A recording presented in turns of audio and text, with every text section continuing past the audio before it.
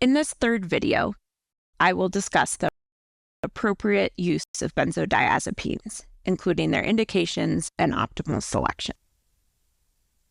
When considering the first-line indications for prescribing benzodiazepines, there are several. Benzodiazepines are first line for managing withdrawal from benzodiazepines as well as from alcohol. They are indicated for treating status epilepticus, crisis anxiety without psychotic features, procedure anesthesia. They're first-line treatment in certain acute movement disorders such as stiff person syndrome, specific pain conditions such as burning mouth syndrome, catatonia, and status dystonicus. They're used for REM sleep behavior disorder, as well as in end-of-life palliative care.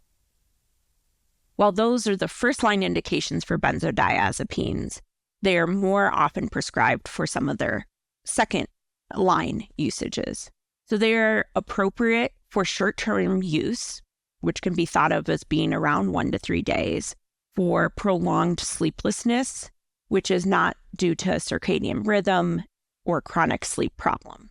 Some examples of this would be if a patient has experienced recent grief or acute stress or is having severe jet lag, it'd be appropriate to prescribe a benzodiazepine to be used for a few days.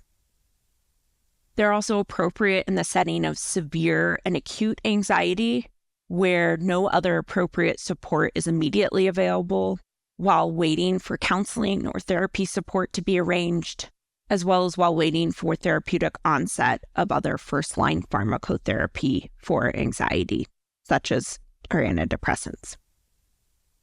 They can be used in certain treatment-resistant intractable seizure disorders, and in this case, what is approved is clonazepam or clobazam, and diazepam can be used for severe and acute muscle spasms that haven't responded to the first-line treatments. Of note, there is only very low-quality evidence about using them in the setting of tardive dyskinesia, and a 2018 Cochrane review determined that there were only a few small and poorly reported trials on the effect of benzodiazepines as an adjunctive treatment for antipsychotic-induced tardive dyskinesia. They found that overall these inconclusive results meant routine clinical use is not indicated, and that treatment using benzodiazepines for tardive dyskinesia remains experimental. When thinking about selecting benzodiazepines, I would urge you to consider trying to avoid the use of alprazolam, as we've learned more about its unique pharmacology. We know that it's the shortest acting with a half-life of 6 to 12 hours. It's very potent. 0.5 milligrams is equal to 5 to 10 milligrams of diazepam, depending on an individual's cross-tolerance. There's also increased risk of tolerance and interdose withdrawal and rebound symptoms because of how short-acting alprazolam is, and it is more toxic in overdose, especially when combined with other substances such as opioids. It is also more reinforcing and therefore has a higher risk of misuse and addiction than the other benzodiazepines. The reason that alprazolam is more reinforcing and therefore has a greater risk of misuse and addiction is because it causes a significant increase in extracellular dopamine in the striatum, and this is therefore more reinforcing and more likely to lead to misuse and addiction. This increase in the extracellular dopamine is not seen with lorazepam. When I need to use a shorter acting benzodiazepine, I will preferentially choose lorazepam over alprazolam for the above reasons. I would also urge caution with the use of clonazepam. Similar to alprazolam, it is more potent, and 0.5 milligrams is equivalent to approximately 5 to 10 milligrams of diazepam. One of the bigger limitations I come up against is when someone has been on clonazepam chronically and we're tapering, your taper becomes limited by the dosages that it is available in unless you start to use other methods or compounding pharmacy.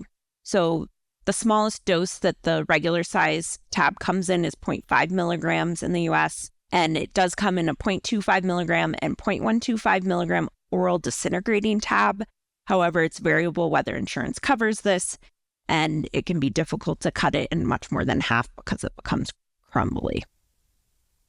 We've also seen that for many, withdrawal from these more higher potency benzodiazepines is more difficult. The higher potency benzodiazepines are also the ones most commonly prescribed: alprazolam, clonazepam, and lorazepam. When thinking about the efficacy of benzodiazepines, in anxiety disorders, benzodiazepines were superior to placebo in reducing short-term anxiety symptoms, which is certainly not a surprise to most of us. However, we should keep in mind that less than 2/3 of patients experience full remission of their symptoms with this treatment. And so, like many of our other treatments, it requires a multimodal approach. Additionally, anxiety often returns when treatment is discontinued, and sometimes is worse because of withdrawal or between dose withdrawal. For insomnia, it's been found that benzodiazepines can help induce sleep in about 50% of patients. However, this therapeutic benefit is often short-lived, about 1 to 2 weeks.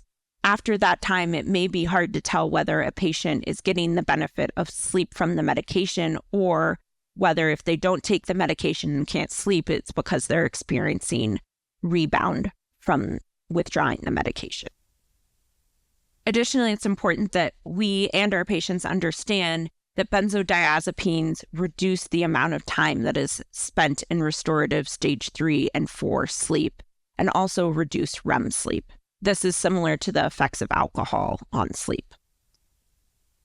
So to review the key points for this video, benzodiazepines have several first-line indications for use, including the treatment of alcohol and benzodiazepine withdrawal, acute crisis anxiety without psychosis, acute movement disorders including catatonia, REM sleep behavior disorder, status epilepticus, and procedural anesthesia.